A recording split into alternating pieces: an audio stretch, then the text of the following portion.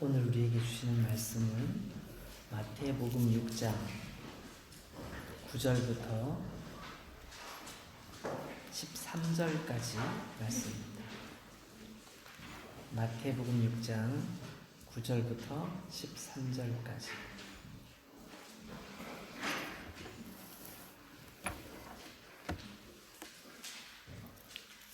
그러므로 너희는 이렇게 기도하라. 하늘에 계신 우리 아버지여, 이름이 거룩히 여김을 받으시오며 나라가 임하시오며 뜻이 하늘에서 이루어진 것 같이 땅에서도 이루어지이다. 오늘 우리에게 일용할 양식을 주시옵고 우리가 우리에게 죄 지은 자를 사하여 준 것 같이 우리 죄를 사하여 주시옵고 우리를 시험에 들게 하지 마시옵고 다만 악에서 구하시옵소서. 나라와 권세와 영광이 아버지께 영원히 있사옵나이다. 아멘.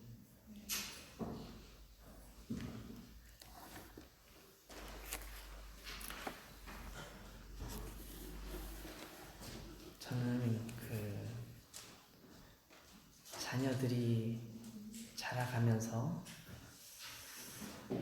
아버지로서 내가 어떻게 해야 할지, 어떻게 하는 것이 좋은 아버지인지 사실 점점 더 힘들다는 생각을 참 많이 합니다.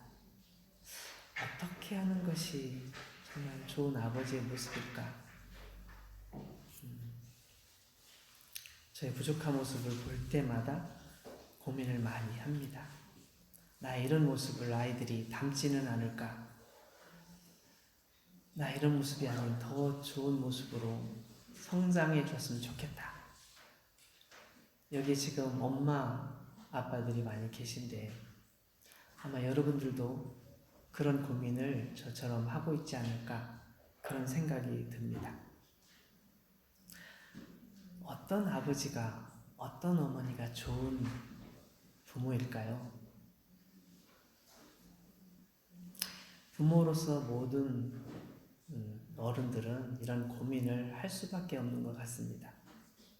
예수님께서 가르쳐 주신 주기도문은 주님께서 직접 우리에게 이렇게 기도하라 라고 기도하는 방법을 가르쳐 주신 내용입니다. 근데 주기도문의 내용 중에 제일 먼저 하신 말씀이 하늘에 계신 우리 아버지여. 하늘에 계신 우리 아버지여. 예수님께서는 우리가 하나님께 기도할 때 먼저 하늘에 계신 아버지여 라고 기도하라고 말씀하십니다. 사실은 이 아버지여라는 표현이 성경에서 우리는 어떻게 느낄지 모르지만 굉장히 낯설은 표현입니다. 구약 성경에 나오는 많은 위대한 인물들 있잖아요. 하나님과 가장 친했을 법한 사람이 누굴까요? 모세? 아니면 다윗? 아니면 엘리야? 많은 분들이 있는데요. 그분들이 한 번도 하나님께 아버지라고 부른 적이 없어요. 하나님의 이름은 여호와라고 성경에 기록되어 있지만 사람들은 여호와라고 부르질 못했어요. 거기에 하나님의 이름이 나와 있는 곳이 딱 곳에 도착하면 그냥 주님, 아도나이 란 뜻이에요. 아도나이, 주님이란 뜻이에요. 아도나이. 그러고 지나갔어요. 아니면 읽지 않고 지나갔어요. 그렇게 세월이 오래 지나다 보니까 하나님의 이름을 어떻게 발음하는지를 사람들이 잊어버렸어요. 그 정도예요. 하나님에 대한 칭호를 부르지 못할 만큼 하나님께 대한 그런 존중, 존귀 여김이 있었어요. 그렇지만 아버지라고는 한 적이 없습니다. 근데 예수님께서는 이 아버지란 표현을 아주 어렸을 때부터 사용하세요. 예를 들어 누가복음 2장에 보면 6월절이 됐을 때 예수님께서 엄마 아빠랑 같이 이제 6월절을 지키러 예루살렘 올라가죠. 올라갔는데 이제 다 6월절 행사를 마치고 집으로 돌아오는데 사람들이 너무너무 많은 거예요. 그래서 사람들이 막 우르르 몰려가는, 우리 시장 같은 데 가면 사람들이 많이 몰려있을 때 있잖아요. 사람들이 막 몰려서 나가는 거예요.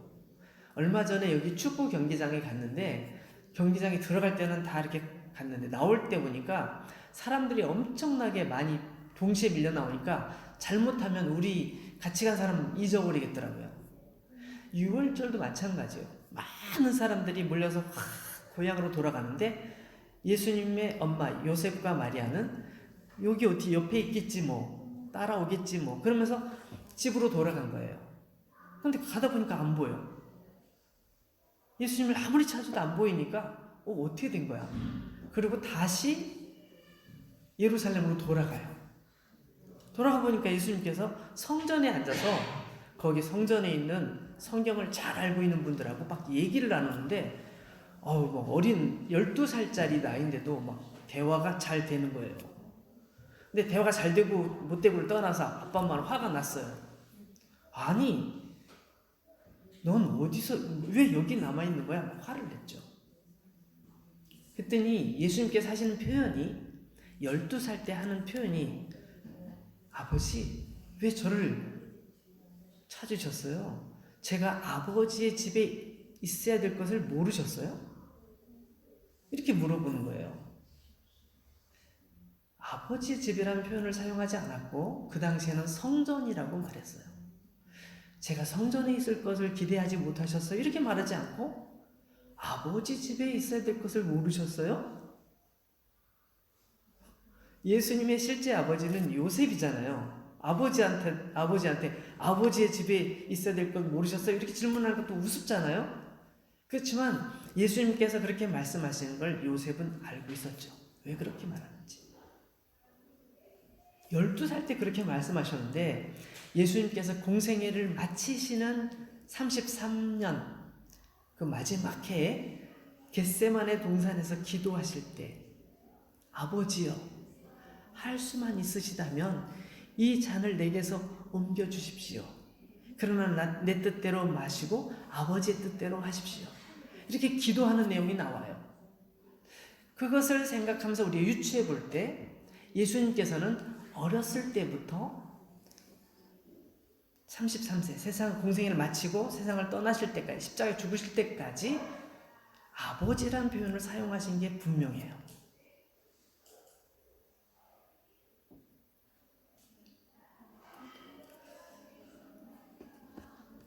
예수님께서는 우리들에게 너희들이 기도할 때 너희들이 하나님을 향하여 말할 때 아버지라고 그리고 아빠 아버지라고 불러라 이런 말씀하셨어요.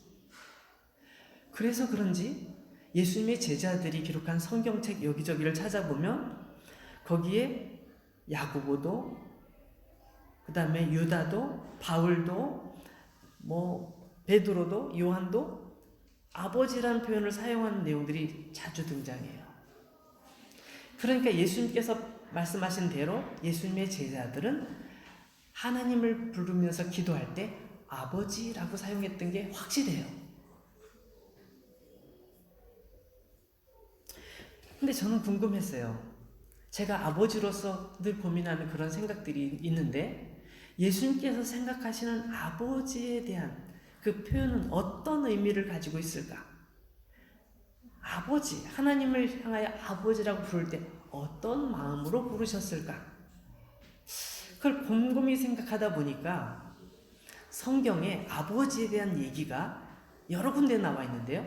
그 중에 아주 대표적인 한 곳에서 아버지, 예수님께서 생각하시는 아버지의 모습은 이런 모습이었겠구나 생각되는 부분이 있어요. 그 부분이 어디냐면 누가복음 15장에 나와 있죠. 우리가 잘 아는 내용이지만 성경에 뭐라고 나와 있는지 보기 위해서 한번 성경을 찾아보겠습니다. 누가복음 15장 11절부터 24절까지 있는 부분인데요. 제가 한번 읽어봅니다. 한번 눈으로 따라 읽어보세요. 또 이르시되 어떤 사람에게 두 아들이 있는데 그 둘째가 아버지에게 말하되 아버지여 재산 중에서 내게 돌아올 분깃을 내게 주소서 하는지라. 아버지가 그 살림을 각각 나눠 주었더니 그 후 며칠이 안 되어 둘째 아들이 재물을 다 모아가지고 먼 나라에 가 거기서 허랑방탕하여 그 재산을 낭비하더니. 야, 정말 이 둘째 아들은 아주 나쁜 녀석이에요. 아버지에게 재산 중에서 자기 몫을 달라고 얘기할 때 그 재산을 잘 관리하고 뭐 그렇게 하겠다고 얘기했겠죠. 그런데 그 재산을 받은 지 며칠이 안 되어서 그 재산을 전부 다 모아가지고 먼 나라, 아버지가 살고 계신 곳에서 아주 멀리 떨어진 곳으로 도망을 친 거예요. 아버지 손이 미치지 않는 곳으로 도망을 쳐서 거기서 그걸 모두 다 써버린 거죠. 허랑방탕하여 아주 나쁜 방법으로 썼다는 것을 의미하죠. 그 재산을 낭비하더니 14절 다 없앤 후 그 나라에 크게 흉년이 들어 그가 비로소 궁핍한지라. 다 없앨 때까지만 해도 자기 돈이 많으니까 뭐 쓰고 싶은 거, 하고 싶은 거, 먹고 싶은 거 다 했겠죠. 다 먹었겠죠. 근데 다 떨어지고 났을 때 마침 공교롭게도 거기에 큰 흉년이 들었어요. 그냥 너무너무 배가 고프고 살아남을 수 없는 힘든 상황 속에 됐어요. 그런 상황이 되니까 15절 가서 그 나라 백성 중 한 사람에게 붙여 사니 그가 그를 들로 보내 돼지를 치게 하였다. 여러분, 이스라엘 사람들, 유대인들에게서 돼지는 아주 혐오하는 동물이에요. 돼지고기를 먹지도 않죠. 돼지고기 먹지도 않아요. 돼지는 아주 혐오하는 동물이에요. 근데 돼지를 치게 했다는 것은 정말 치욕스러운 얘기죠.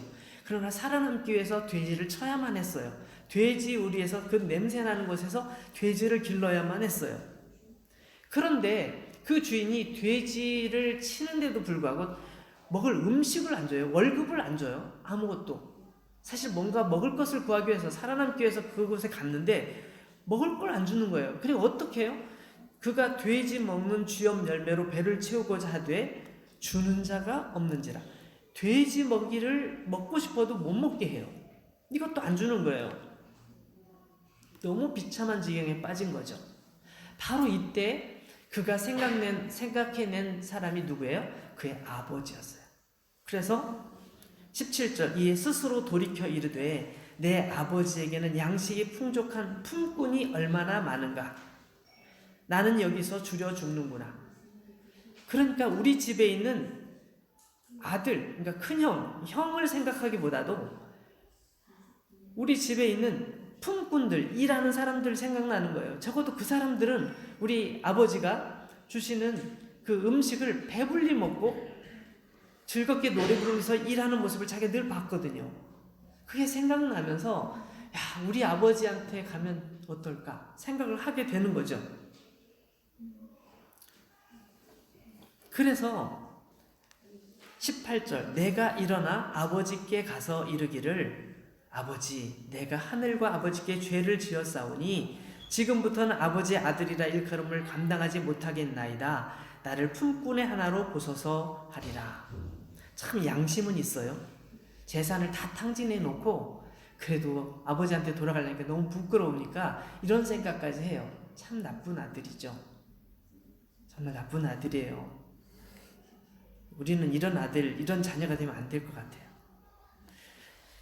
그래서 20절 드디어 그는 결심하고 얼마나 망설였겠어요. 사실 많이 망설이다 고민하다가 결정한 거죠. 왜냐하면 살아야 되니까.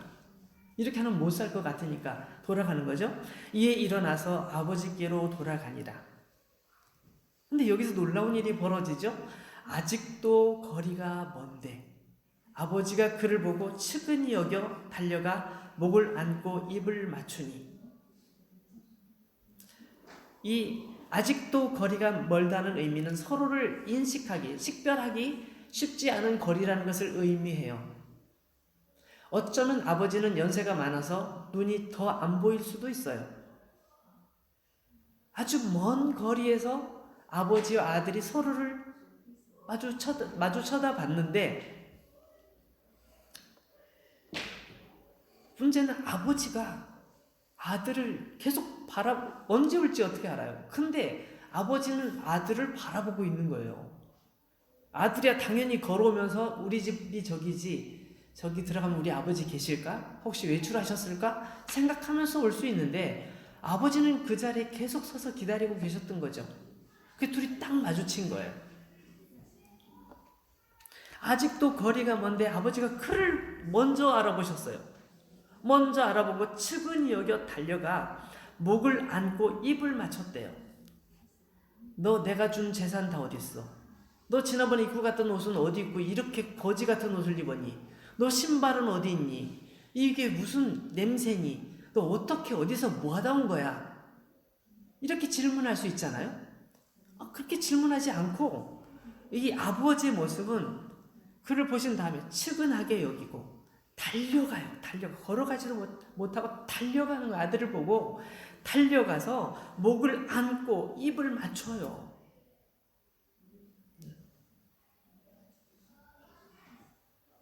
아들이 양심이 있으면 이 상황에서 고개를 들 수가 없겠죠. 21절 아들이 이르되 아버지 내가 하늘을 말할 때는 이 하나님을 의미해요. 하늘에 계신 하나님을 표현하는 거예요. 하늘과 아버지께 죄를 지었사오니 지금부터는 아버지의 아들이라 일컬음을 감당하지 못하겠나이다. 여러분 이 말을 얼마나 많이 연습했을까요? 이 말을 준비하기 위해서 얼마나 많이 연습했을까요? 이 말을 해야 돼 말아야 돼 이렇게 말씀을 드리면 아버지가 뭐라고 말씀하실까? 너 당장 나가. 당장 나가. 내 재산은 어디 있어?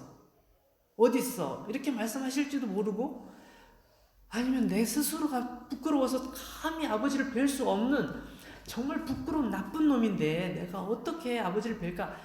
그래도 아버지 제가 얼마나 연습을 많이 했을까요? 22절 근데 아버지께서는 뭐라고 말씀하시냐면 아버지는 종들에게 이르되 아들에게 한마디도 말씀 안 하셨어요. 뿌짖지 않으셨어요. 아무 말씀 안 하시고 종들에게 얘기를 해요. 제일 좋은 옷을 내어다가 입히고 손에 가락지를 끼우고 발에 신을 신기라. 그리고 살찐 송아지를 잡아서 우리가 먹고 즐기자. 축제를 하자. 아들에게 한마디도 말씀하지 아니하시고 아들이 듣고 있는 가운데 종들에게 얘기를 하는데 아들이 그 얘기를 다 듣고 있겠죠? 난 그런 자격이 없어요. 난 그럴 자격이 없어요. 아버지 죄송해요. 뭐 할 말이 없겠죠. 근데 아버지는 이렇게 하는 거예요. 24절 보세요. 이 내 아들은 죽었다가 다시 살아났으며 내가 잃었다가 다시 얻었노라. 아니 그들이 즐거워하더라.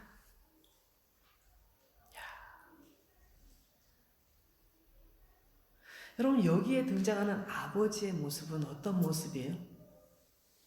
예수님께서 말씀하시는 아버지, 하나님 아버지의 모습은 사실은 이 모습인 거예요. 예수님께서 이 말씀을 하신 이 이야기를 재미있는 이야기를 하신 이유는 이 얘기 참 재미있지? 옛날에 이런 일이 있었단다. 그걸 얘기해 주려는 게 아니었어요. 이렇게 좋은 아버지가 돼야 된단다. 사실 이것도 아니었었어요.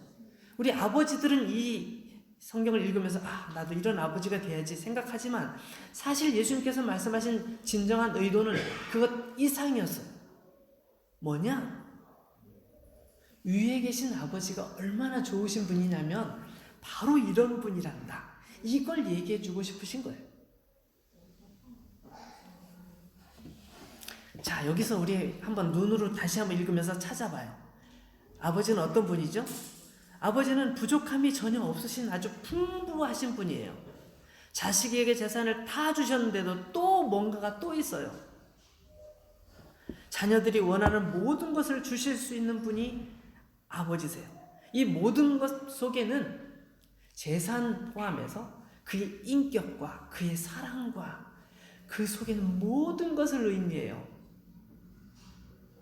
두 번째는 자녀가 부모를 속이고 가슴 아프게 해도 변함없이 끝없이 사랑하시는 그 사랑이 그 안에 있다는 것을 우리는 알 수 있어요. 세 번째는 자녀를 오랫동안 참으시고 끝까지 잘못된 길에서 돌아오기를 기다리시는 분이라는 거예요. 여러분, 우리가 하나님을 믿으면서 하나님이 거룩하시니까 나도 거룩하게 살아야지, 나도 더 착하게 살아야지, 이제는 거짓말 하지 마야지, 이제는 나쁜 짓 하지 마야지, 이건 끊어야지, 이렇게 결심을 하지만 일주일 지나고 나면 어떻게 해요? 교회 올 때 되면 나 오늘 교회 가도 돼? 이 모습으로 내가 찬송을 부를 수 있어? 찬양을 불러도 돼? 내가 이 모습으로 사람들 얼굴을 바라볼 수 있어? 이게 뭐야 이게, 내가 왜 이러는 거야? 근데 정말 예수 믿는 사람 맞아? 우리 이렇게 수도 없이 좌절하잖아요. 근데 하나님 아버지의 모습은요, 자녀를 위해서 오래 참으시고 끝까지 잘못된 길에서 돌아오기를 기다리시는 분이라는 거예요. 그리고 반드시 돌아올 것을 믿고 기다리신다는 거예요. 반드시 우리 아들은 돌아올 거야. 반드시 돌아올 거야. 날마다 문 밖에 서서 기다리면서 우리가 돌아오기를 기대하고 기다리신다는 거예요. 지금 그게 여기에 들어있는 거죠. 하나님 아버지가 얼마나 좋으신 분이냐? 우리를 날마다 기다리시고 우리의 연약함을 알고 계시고 우리가 다시 돌아오기를 원하시는 분이라는 거예요. 그리고 돌아온 아들, 아버지가 주신 모든 것을 다 잃어버리고 돌아왔지만 모든 것을 용서하시는 아버지라는 거예요. 모든 것을 용서하시는 아버지라는 거예요. 그 용서를 위해 자신이 가진 것을 다 내어놓을 수 있는 분이라는 거예요. 여러분, 우리가 하나님을 알기를 어떻게 알고 있어요? 하나님께서는 우리의 모든 죄를 다 용서하시기 위해서 하나밖에 없는 예수 그리스도를 이 땅에 오셔서 죽게까지 하셨어요. 단 하나밖에 없는 독생자 예수 그리스도를 죽게 하셨다고 우리는 신앙 고백하잖아요. 그게 하나님 아버지의 사랑인 거죠.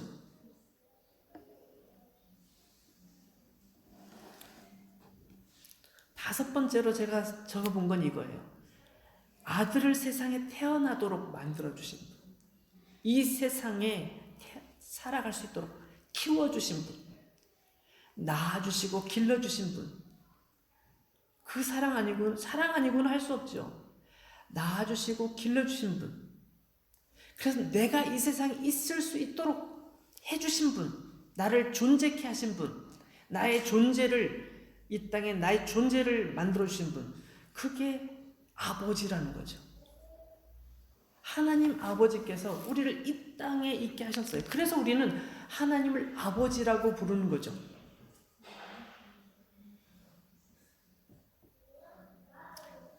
맞습니다. 하나님께서는 바로 이런 아버지세요.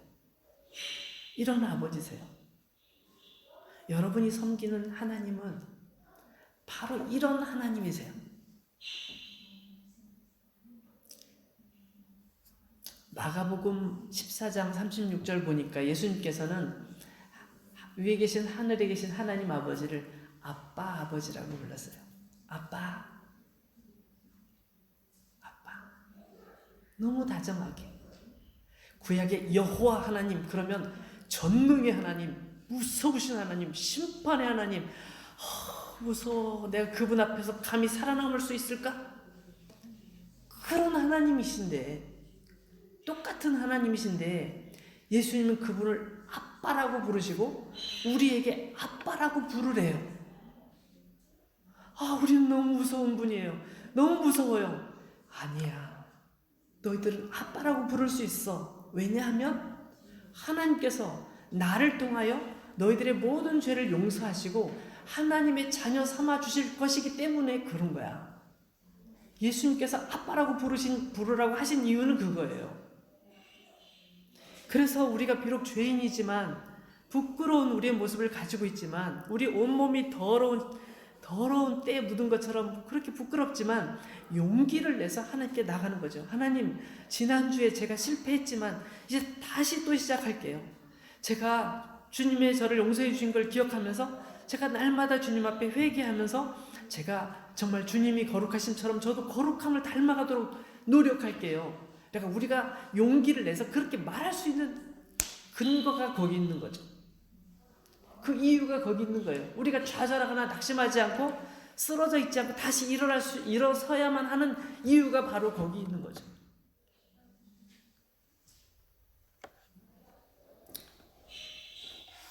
근데 이 하늘에 계신 우리 아버지요. 이 표현 속에 제가 아버지에 대한 것만 지금 강조했는데 앞에 있는 부분을 살펴볼게요. 앞에 있는 하늘에 계신 이 표현은 굉장히 중요한 표현이에요. 우리 아버지 부분하고 완전히 반대되는 부분이에요. 우리 아버지는 친숙하고 친밀하고 사랑이 많으시고 우리가 가까이 계신 분이라면 하늘에 계신 아버지라는 의미는 우리와 비교할 수 없는 절대적인 능력을 가지고 계신 분이라는 것을 의미해요. 하늘이라고 표현하는 것은 제가 좀 전에도 말씀드렸지만 유대인들에게 있어서 하늘은 하나님께서 계신 곳, 온 세상 위에 높은 곳, 우리가 감히 갈 수 없는 곳, 그런 곳을 의미해요. 하늘에 계신 이 표현 속에는 하나님의 특별하신 하나님의 속성, 하나님의 어떤 가지고 계신 것들을 표현합니다. 몇 가지만 예를 들면 하나님은 무한하신 분이시고 끝이 없으신 분이에요. 어떤 장소에 어떤 곳에 어떤 시간에 구애받지 않으시는 분이세요. 이 세상 모든 만물 속에 들어 계시지만 만물에 포함되지 않는 분이세요. 좀 신학적으로 어려운 표현인데요. 모든 만물 속에 계시지만 만물 속에 포함되어 있지 않아요. 그래서 만물과 달라요. 모든 피조물을 창조하셨지만 그 속에 포함되어 있는 게 아니라 그것을 통치하시는 분이세요. 무한하신 분이에요. 그리고 그분은 영원하신 분이에요. 그분은 우리가 상상할 수 없는 거룩함을 가지고 계신 분이에요. 제가요? 쟤보다는 착해요. 쟤보다는 나쁜 짓 안 해요. 우리는 사람을 가지고 비교하기 쉽겠지만 하나님 앞에 가면 우리는 하나님과 비교를 해야 돼요.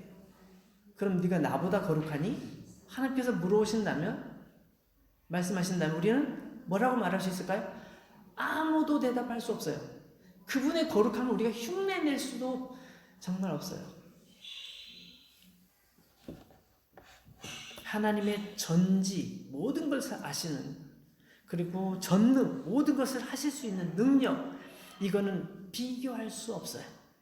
근데 예수님께서는 이 두 가지를 딱 붙이시면서 그렇게 우리와 정말 이 땅에 살고 있는 우리가 하늘에 계신 하나님과 비교할 수 없는 그런 분임에도 불구하고 그분을 아버지라고 부르라고 말씀하셨어요. 그래서 예수님의 가르친 이 기도문 속에서는 엄청난 비밀이 숨겨져 있는 거죠. 그 높고 위대하신 그 영광의 하나님을 우리로 하여금 아버지라고 부르도록 하시니까, 우리가 기도할 때 그렇게 기도하라고 말씀하시니까 너무나 놀랍고 너무나 감동스러운 감격적인 말씀인 거예요. 사랑하는 여러분, 우리는 우리의 삶 속에서 날마다 기도하면서 나가야 됩니다. 우리의 연약함을 느끼면 느낄수록 더 기도해야죠. 우리 힘으로는 안 되니까, 우리 힘은 부족하니까, 그분을 의지해야 하니까 우리는 날마다 그분 앞에 기도하면서 나가야 됩니다. 근데 그분은 어떤 분이냐? 하늘에 계신 분이고, 그러면서도 우리의 아버지 되신, 아빠 되신 분이라는 거예요. 여러분, 그분은 오늘도 우리에게, 제가 좀 전에 누가복음에서 읽어드렸던 그 아버지처럼 우리를 사랑하시고 우리를 생각하고 계시고 우리가 그분을 따라오기를 원하시고 그분께 나가기를 원하시고 언제나 우리에게 관심을 갖고 계세요. 우리의 작은 신음에도 응답하시고 우리의 마음속으로 하는 고민 가운데 함께 있기를 원하세요. 그 고민을 우리가 고백하기를 원하세요. 하나님, 사실은 다 너무 힘들어요. 나 정말 여기서 정말 더 이상 못 나갈 것 같아요. 우리가 그렇게 고민할 때 나에게 얘기해. 내가 다 들어줄게. 내가 내 옆에 있잖아. 주님 우리가 그렇게 말씀하시는 분이거든요.